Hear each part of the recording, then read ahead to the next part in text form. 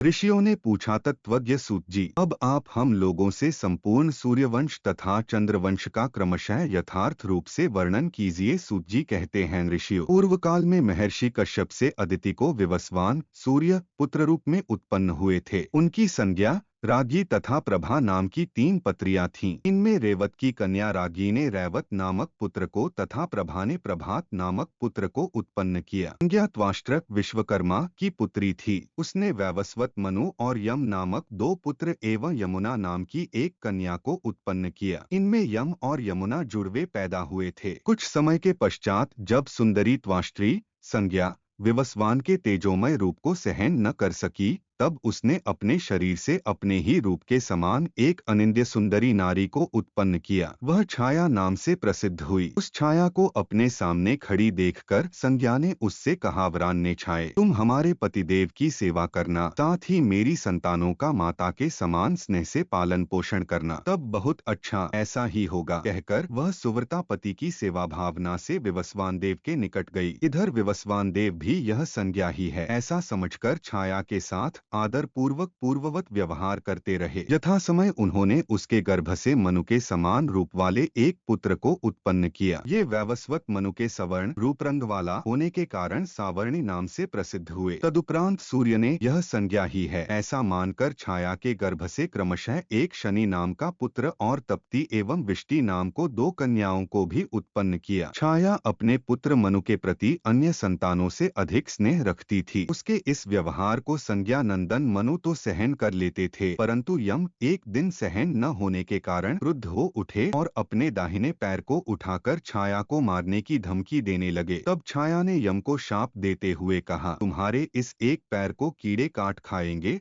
और इससे पीप एवं रुधिर टपकता रहेगा। इस शाप को सुनकर अमर्ष से भरे यम पिता के पास जाकर निवेदन करते हुए बोले, देव, क्रुद्ध हुई माता ने मुझे अकारण ही शाप दे दिया है। विभो, बालचापल्य के कारण मैंने एक बार अपना दाहिना पैर कुछ ऊपर उठा दिया था। इस तुच्छ अपराध पर भाई मनु के मना करने पर भी उसने मुझे ऐसा शाप दे दिया है। क्योंकि इसने हम पर शाप द्वारा प्रहार किया है, इसलिए यह हम लोगों की माता नहीं प्रतीत होती, अपितु बनावटी माता है। यह सुनकर विवस्वान देव ने पुनः यम से कहा, महाबुद्धे, मैं क्या करूं? अपनी मूर्खता के कारण किसको दुख नहीं भोगना पड़ता अथवा जन्मांतरीय शुभाशुभ कर्म परंपर का फल भोग अनिवार्य है। यह नियम तो शिवजी पर भी लागू है, फिर अन्य प्राणियों के लिए तो कहना ही क्या है। इसलिए बेटा, मैं तुम्हें यह एक मुर्गा या मोर दे रहा हूँ जो पैर में पड़े हुए कीड़ों को खा जाएगा और उससे निकलते हुए मजा, पीच एवं खून को भी दूर कर देगा। पिता द्वारा इस प्रकार कहे जाने पर महायशस्वी यम के मन में विराग उत्पन्न हो गया। वे गोकर्ण तीर्थ में जाकर फल, पता और वायु का आहार करते हुए कठोर तपस्या में संलग्न हो गए। इस प्रकार वे 20,000 वर्षों तक महादेव जी की आराधना करते रहे। कुछ समय के पश्चात त्रिशूलधारी महादेव उनकी तपस्या से संतुष्ट होकर प्रकट हुए। तब यम ने उनसे वर रूप में लोकपालत्व, पितरों का आधिपत्य और जगत के धर्म का निर्णायक पद प्राप्त करने की इच्छा व्यक्त की। महादेव जी ने उन्हें सभी वरदान दे दिए। निश्याप शौनक, इस प्रकार यम को शूलपाणी भगवान शंकर से लोकपालत्व, पितरों का आधिपत्य और धर्माधर्म के निर्णायक पद की प्राप्ति हुई है। इधर विवस्वान संज्ञा की उस कर्मचेष्ट को जानकर त्वष्टा विश्वकर्मा के निकट गए और क्रुद्ध होकर उनसे सारा वृत्तांत कह सुनाए। द्विजवरों, तब त्वष्टा ने सांत्वना पूर्वक विवस्वान से कहा, भगवान, अंधकार का विनाश करने वाले आपके प्रचंड तेज को न सहन करने के कारण संज्ञा घोड़ी का रूप धारण करके यहाँ मेरे समीप अवश्य आई थी, परंतु दिवाकर, मैंने उसे यह कहते हुए घर में घुसने से मना कर दिया, चूंकि तू अपने पतिदेव को जानकारी के बिना छिपकर यहाँ मेरे पास आई है, इसलिए मेरे भवन में प्रवेश नहीं कर सकती। इस प्रकार मेरे निषेध करने पर आपके और मेरे दोनों स्थान निराश होकर वह अनिंदिता संज्ञा मरुदेश को चली गई और यहाँ उसी घोड़ी रूप से हो भूतल पर स्थित है। इसलिए दिवाकर, यदि मैं आपका अनुग्रह भाजन हूँ तो आप मुझ पर प्रसन्न हो जाइए और मेरी एक प्रार्थना स्वीकार कीजिए। प्रभो, मैं आपके इस असह्य तेज को खरादने वाले यंत्र पर चढ़ाकर कुछ कम कर दूंगा। इस प्रकार आपके रूप को लोगों के लिए आनंददायक बना दूंगा। सूर्य द्वारा उनकी प्रार्थना स्वीकार कर लिए जाने पर त्वष्टा ने सूर्य को अपने खराद यंत्र पर बैठाकर उनके कुछ तेज को छांटकर अलग कर दिया। उस छांटे हुए तेज से उन्होंने विष्णु के सुदर्शन चक्र का, भगवान रुद्र के त्रिशूल का और दैत्यों एवं दानवों का संहार करने वाले इंद्र के वज्र का निर्माण किया। इस प्रकार त्वष्टा ने पैरों के अतिरिक्त सूर्य के सहस्र किरणों वाले रूप को अनुपम सौंदर्यशाली बना दिया। उस समय वे सूर्य के पैरों के तेज को देखने में समर्थ न हो सके, इसलिए वह तेज ज्यों का त्यों बना ही रह गया। आठ अर्चा विग्रहों में भी कोई सूर्य के चरणों का निर्माण नहीं कराता। यदि कोई वैसा करता है तो उसे मरने पर अत्यंत निंदित पापिष्ठ गति प्राप्त होती है तथा इस लोक में वह दुख भोगता हुआ कुष्ठ रोगी हो जाता है। इसलिए धर्मात्मा मनुष्य को चित्रों एवं मंदिरों में कहीं भी बुद्धिमान देव देवेश्वर सूर्य के पैरों को नहीं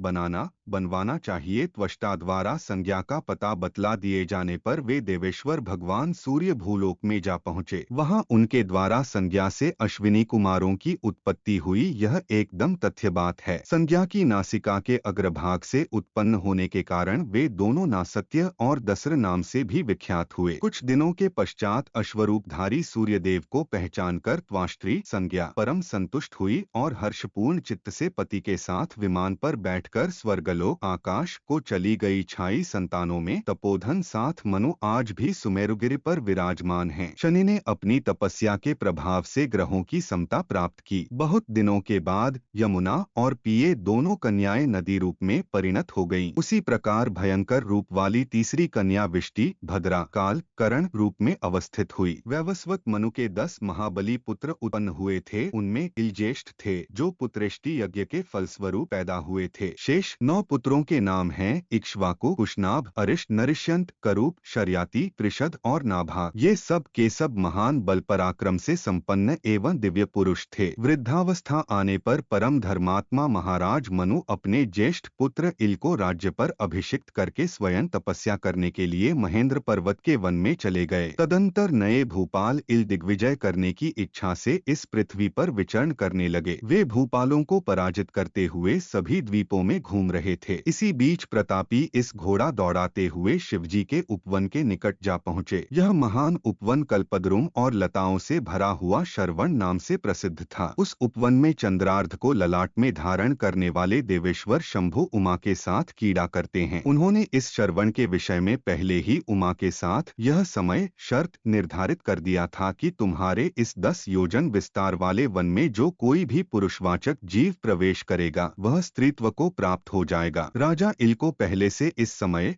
शर्त के विषय में जानकारी नहीं थी। आठ वे स्वच्छंदक्ति से शरवण में प्रविष्ट हुए। प्रवेश करते ही वे स्त्रीत्व को प्राप्त हो गए। उसी समय वह घोड़ा भी घोड़ी के रूप में परिवर्तित हो गया। इल के शरीर से सारा पुरुषत्व नष्ट हो गया। इस प्रकार स्त्री रूप हो जाने पर राजा को परम विस्मय हुआ। वह नारी इला नाम से प्रख्यात हुई। उसका रूप बड़ा सुंदर था। उसके नेत्र कमल दल के समान बड़े बड़े थे। उसके मुख को कांति पूर्णिमा के चंद्रमा के सदृश थी। उसका शरीर हल्का था। उसके नेत्र चकित से दिख रहे थे। उसके बाहुमूल उन्नत और भुजाएं लंबी थीं तथा बाल नीले एवं घुंघराले थे। उसके शरीर के रोए सूक्ष्म और दांत अत्यंत मनोहर थे। वह मृदु और गंभीर स्वर से बोलने वाली थी। उसके शरीर का रंग श्याम गौर मिश्रित था। वह हंस और हस्ती की सी चाल से चल रही थी। उसकी दोनों भौहें धनुष के आकार के सदृश थीं। वह छोटे एवं तांबे के समान लाल नखाडुरों से विभूषित थी। इस प्रकार वह सुंदरी नारी उस वन में भ्रमण करती हुई सोचने लगी कि इस घोर वन में कौन मेरा पिता अथवा भाई है तथा कौन मेरी माता है। मैं किस पति के हाथ में समर्पित की गई हूँ, अर्थात कौन मेरा पति है। इस भूतल पर मुझे कितने दिनों तक रहना पड़ेगा। इस प्रकार वह चिंतन कर ही रही थी कि इसी बीच सोमपुत्र बुध ने उसे देख लिया और वे उसे प्राप्त करने के लिए प्रयत्न करने लगे। उस समय बुध ने एक विशिष्ट वेशभूषा वाले दंडी का रूप धारण कर लिया। उनके हाथों में कमंडलू और पुस्तक शोभा पा रहे थे। उन्होंने बांस के डंडे में अनेकों पवित्र वस्तुओं को बांध रखा था। वे ब्रह्मचारी वेश में लंबी मोटी शिखा धारण किए हुए थे। समिधा,